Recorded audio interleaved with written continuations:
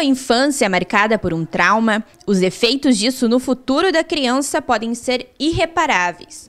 O crescente número de registros de abuso contra menores em Ijuí tem preocupado a população. Houve uma série de registros, né, que dá essa percepção de um sensível aumento, de algum aumento, e que eu interpreto isso como a existência de um fluxo e um contrafluxo. O fluxo positivo, no sentido de que as pessoas têm mais facilidade hoje de procurar os órgãos protetivos, Conselho Tutelar, Ministério Público, sobretudo.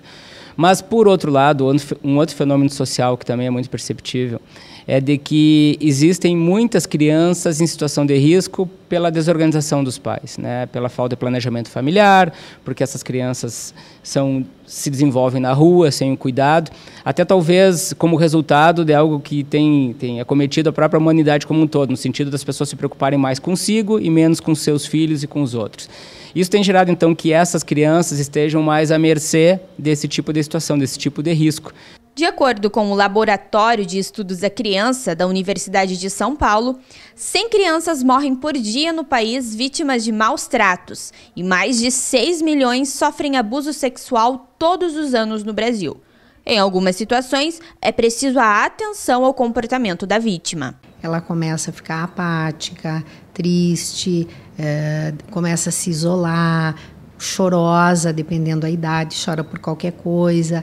Ela pode ficar com medo, assustada, com pavor, por exemplo, de levar a determinados lugares, essa criança ter medo de ser deixada com determinadas pessoas. Também no sono, começa a chupar o dedo, dependendo da idade. Também se ela apresentar um comportamento e um conhecimento sexual fora da sua idade normal. Ela apresenta também sintomas físicos, ela pode ter dor abdominal, apresentar lesões na região genital, coceira, pode apresentar sangramento. Muitas vezes, como aconteceu um caso que a gente teve aí em Ijuí, que saiu na mídia, que ela acabou desenvolvendo doença sexualmente transmissível. Na grande maioria das vezes, o abuso ocorre dentro de casa.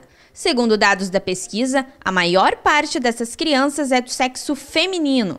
Buscar ajuda logo que surge a desconfiança do abuso pode ser determinante para a recuperação psicológica e física da vítima.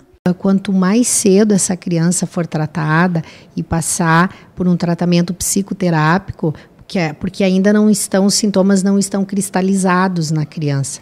E o prognóstico, então, é melhor. Quanto mais cedo, assim como qualquer outro tipo de transtorno, a criança tratada, quanto mais cedo, ela vai ter uma melhor resposta e isso não vai levar, ou a consequência será menor para a sua vida adulta. Então, e é o tratamento psicoterapia. Esse é o tratamento base, chave, fundamental para que não venha a ser um adulto sequelado. A sequela, certamente, é muitas vezes maior quando se trata de um familiar ou alguém próximo que deveria ser aquele que protege essa criança. Mas, em termos de efeito, dependendo como isso é tomado por essa criança, não existe muita diferença em termos de efeito e de trauma. De acordo com o Estatuto da Criança e do Adolescente, as penas para quem comete abuso contra menores pode variar. Por exemplo, constranger a conjunção carnal mediante violência ou grave ameaça pode levar o agressor a pegar uma pena de 6 a 10 anos de reclusão. São crimes bastante graves no que toca às penas, né? O estupro de vulnerável, que é manter relações sexuais com uma criança ou adolescente menor de 14 anos de idade, tem pena de 8 a 15 anos. Então tem essas duas vias, as duas com o mesmo enfoque, proteger no sentido de afastar do agressor imediatamente e depois tratar de responsabilizar o agressor. Mas se o problema do abusador for psicológico, a recomendação é o tratamento com um profissional. Muitas crianças que foram abusadas se tornaram adultos abusadores. Isso sim, isso já pesquisa, muitos casos a gente sabe de adultos que são abusadores, que não se trataram, né? Foi uma criança que não foi tratada e acabou então se tornando também um adulto abusador. Esse é o problema. Quando se trata de alguém que é familiar próximo e esse abuso ele pode permanecer por anos sem que a família desconfie, por mais que a criança apresenta sintomas, bem claros. A criança, o adulto começa a perceber que essa criança já não age mais normalmente dentro de casa, ela já não é mais a mesma criança, e a gente tem que ficar atento justamente se uma criança tem um comportamento e daqui a pouco, da noite para o dia, ela modifica, isso já tem que ser investigado pelos familiares e levar um profissional para fazer essa investigação. E segundo, essa criança que não foi tratada adequadamente, as sequelas que vai trazer para a sua vida são muito graves, são sérias, são importantes.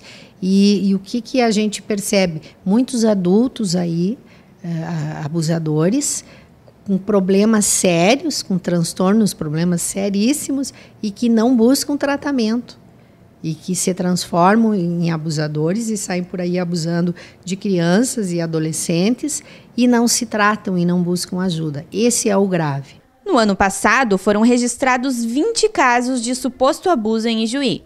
De acordo com o Conselho Tutelar, foram atendidos 66 casos de agressão física, 141 casos de negligência, 24 acolhimentos, 66 ocorrências de agressão psicológica, 19 casos de violência doméstica, 10 ocorrências de exploração sexual, 25 casos de alienação parental e 11 ocorrências de drogadição. Em Ijuí, somente neste ano, foram registrados 6 casos de supostos abusos. Segundo dados da Universidade de São Paulo, apenas 2% dos casos ocorridos dentro das famílias são denunciados. Pedimos assim à população, às pessoas que fiquem atentas a qualquer sintoma de suposto abuso, que denunciem, que não se omitam e que procurem. Podem pedir uma orientação no Conselho Tutelar, o nome vai ser sigiloso, né, vai ser omitido. De acordo com dados da Promotoria de Justiça Especializada de Ijuí, 90% dos casos de abuso contra menores acontecem devido à falta de cuidado dos pais com as crianças. Outro fato que facilita o abuso é a desestrutura familiar.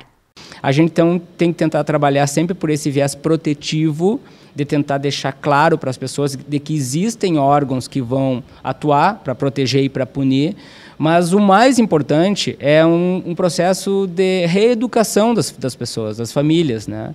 De que elas têm que zelar, têm que observar os seus filhos em todos os ambientes, porque é algo que se resolve por excelência com a prevenção, né? Eu tenho plena certeza de que é muito fácil um pai, uma mãe, ou responsável por uma criança, isentar o seu filho, essa criança, de qualquer contato com o abusador, desde que